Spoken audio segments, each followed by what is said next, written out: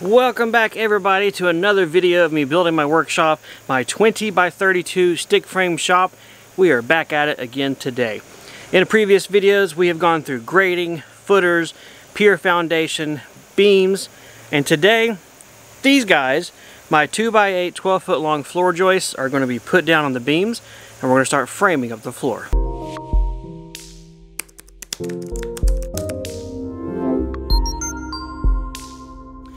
So what I have here are 2x8 treated floor joists, or at least boards that are going to be used for floor joist. They are 12 feet long, but they're going to overlap or meet in the middle to give myself a final floor width of 20 feet once I add in that rim joist on the outside. First thing I want to do is go ahead and start roughly putting these things in place. Let's just move some boards around, let's get things spaced out a little bit. It's not going to be rock solid, lockdown, rocket science. It's just going to be roughly put here. I'm not going to attach anything just yet, but I'll need my boards kind of out in location, ready to go, and then we'll take the next step after that.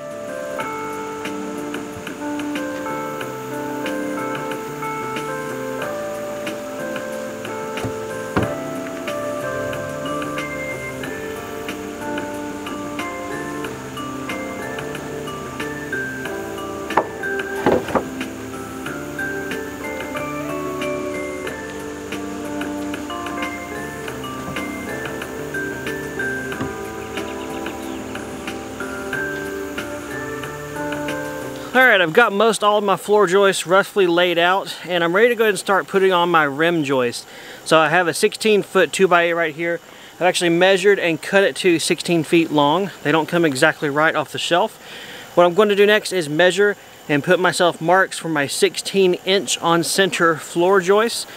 I will then use the forks here on the tractor as my helping hand, hold it in place, and begin nailing my rim joist to my floor joists using probably 4 of my 3-inch ring shank galvanized nails out of my nail gun. So let's get some measurements done, and then let's put this up and start hammering it. Or I guess pulling the trigger and letting the tool do the hammer. You guys know what I mean. Let's just get it done.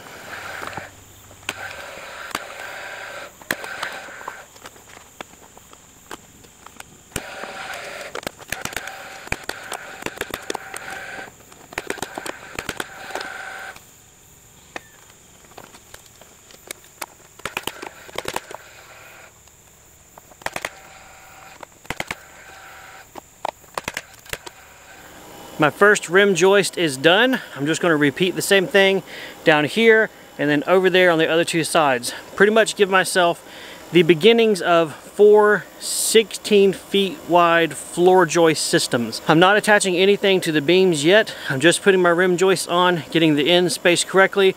Once I have that done, then we can begin to measure diagonals, begin to square up the outside frame, lock that down, and then move the inside stuff to where they fit and their correct spacing as well. We're here on the end of the floor, and this is the outside rim joist. You're going to see 2 marks here. This first one is the 10-foot mark, measured from the outside of the rim joist on the other end, and this one is 1.5 inches in. Ignore this one. This was me not thinking correctly. I'm going to cut this flush at 10 feet, which is exactly half the width of this entire floor. That way the excess is trimmed off.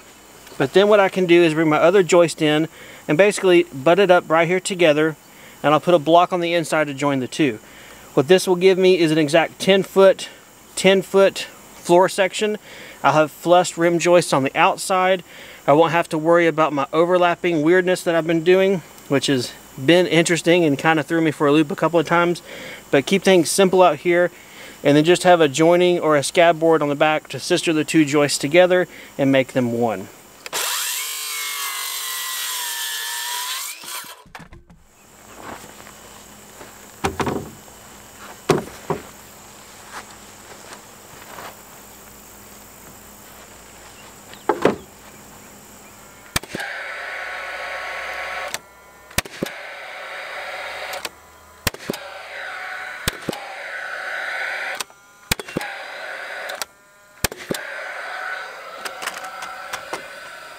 I'm going to leave these nails long for right now, just in case I need to pull them out and change anything. I've not totally locked myself in, so that's why the heads are not all the way flush, and that's why I'm leaving it. I've got my little tote here of tools, and what I'm going to do next is Not going to be super fun because I've got to climb over these floor joists all the way down the length.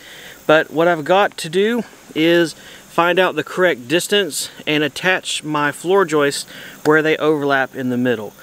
How I'm doing that is being in the middle, I'm taking my tape measure, reaching all the way to the left, hooking on my rim joist, pulling back, marking 10 feet, going to the right side, hooking, pulling back, marking 10 feet on that other joist, and then using the lines, I'll be able to move them in and out until that line that I mark at 10 feet exactly intersects, and I'm putting one screw between them. What that is giving me is an exact 20-foot width dimension, which is my final floor width, and it allows me to lock in that one section of floor joist. So that's the basic process. Now it's time to scuttle over the floor joists, start to have some fun, and hopefully get this done pretty quick.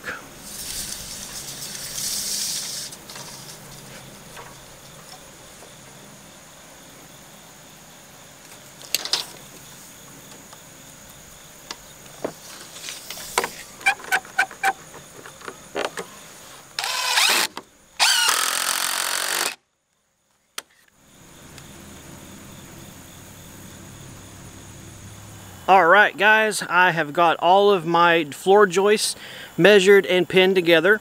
What we're going to do next is take our tape measure and start checking all of my measurements. I want to make sure my floor width is exactly 20 feet all the way down. I'm going to make sure my floor length is exactly 32 feet all the way across. And then we will start measuring our diagonals to get this entire floor framing structure square. Or well, since it's a rectangle, make sure that our corners are 90-degree angles. It's called square in construction land, but it doesn't really mean we're making it a square because it's a rectangle. Alright, our measurements check out, so we are good to go ahead and figure out our diagonal lengths. I have an app here called Construction Master Pro.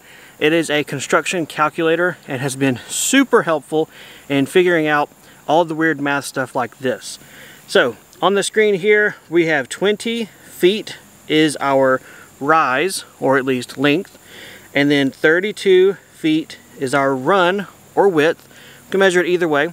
Well, now what we want to do is find our diagonal, so press the diagonal button at the top, and it tells me, corner to corner, we should be measuring at 37 feet, 8 13/16 of an inch. So, let's go check it, and let's work our way towards making this frame square.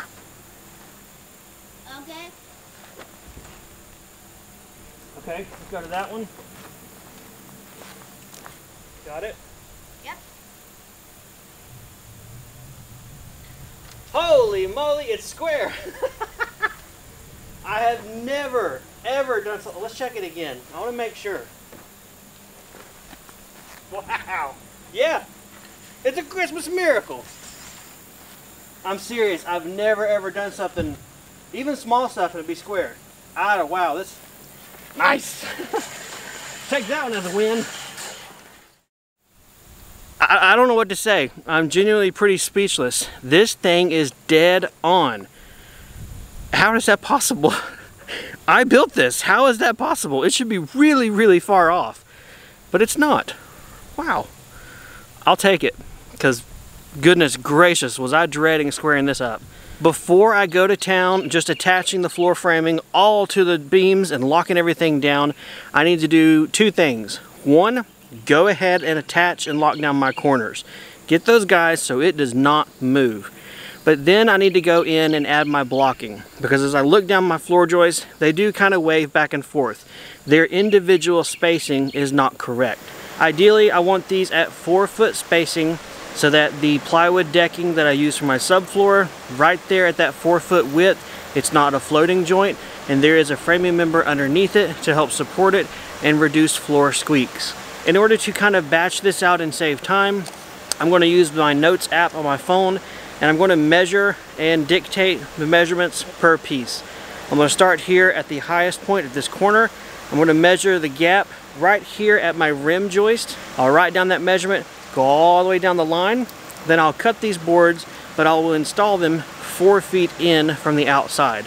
That way it will force the joist to be parallel and line up with what we have going on here at the outside rim joist.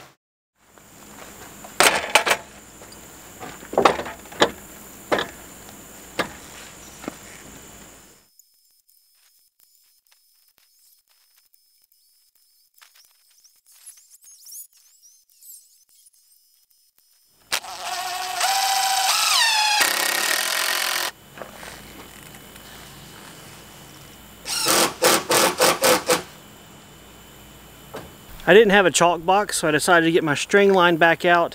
I measured over 4 feet on both ends of my floor joists and then just ran a string out here. This gives me a guideline to install all of my blocking, and it's something that's easily removable and doesn't make me have to go to the store to buy a tool. So, awesome sauce, win-win.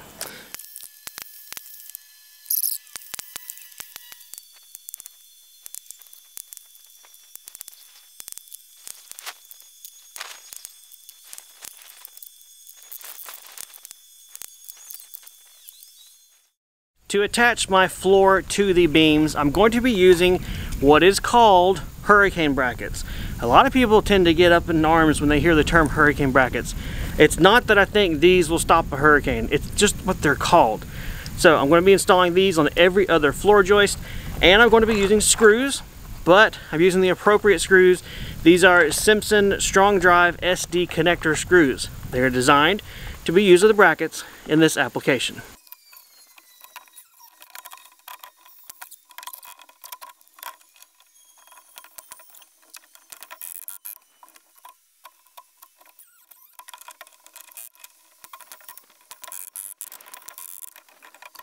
I do want to take 1 second to give my opinion about this floor framing style that I did, how I left the joists long, sistered them and overlapped them in the middle. After everything is said and done, I like that system. I like the way this went. It seems like it uses the wood and the material in an appropriate way. There doesn't seem to be a lot of waste, and it does give a nice stiff floor, especially considering that I have about a 9-foot span from beam to beam. Having about 2 feet on this side connect one joist to the other, and 2 feet on this side connecting to the other really helps. Instead of having two joists that would flex, really locks them together and prevents a lot of flexation and movement. So that's really cool. Another reason I like it is if I was to think about just traditional floor framing, more like DIY tradition. You know, if you do 10-foot wide floor, 10-foot wide floor, meet them in the middle, let that joint run on the beam. That's fine and all, but that joint that would run on the beam in the middle would be of no use to the plywood subfloor. It wouldn't support it because you've got 4 foot, 8 foot, 12, 16, and 24, and that 10-foot joint wouldn't really do much. It would kind of be wasted. Sure, it might give convenience in putting it together, but after that, it would just be extra material, and I still would have had to do 4 rows of blocking, and so it would have used more material. Anyway, just my opinion, just my thoughts. I'm happy with this framing style that I chose. Sure, it was different. It was a little more of a headache because it was new to me and it was a learning curve, but I've got the process down pat, and in the end, I really do feel like it is giving me the strongest floor possible, which is my goal and what I wanted completely to begin with. Well guys, this has definitely been the most difficult portion, but I am happy to report the floor is framed up and the floor is completely blocked out and it is done. Now, I will say that, but I'll give you a disclaimer. Right here in the middle, you can tell that we did not put blocking on the outside band boards or final rim joist. That's because as I deck this out officially with plywood and I'm gonna work my way this way, I want to be able to move this rim joist in and out however I need to make it perfectly flush with the plywood. These 2x8s are a little crooked. I mean, hey, they're hardware store 2x8s, and it's taken me a little bit of time to get them put up, so they have moved a little bit, as wood does. All of it is going to be invisible. You'll never notice it, with the exception of the outer band boards or rim joists. So I wanted to make sure I got these dead on, then I'll line the blocking up, and I'll do that right before I attach the plywood. Otherwise, we're totally done. Framed up, blocked up, anchored down to the beams with Hurricane Simpson tie brackets, toe-nailed 3-inch long screws in all the beams, all of the joists, and I'm happy to say this is it for floor framing. If you guys got any questions or comments, anything that I did not cover you're curious about, leave me a comment down below. Also, if you've just plopped and dropped in this one video and you're interested to see how this build goes, there is a playlist in the video description down below as well. Click on it, see what all work led up to this point, and see the work that goes from here on to the end of this build. Otherwise, take care. We'll see you guys next time.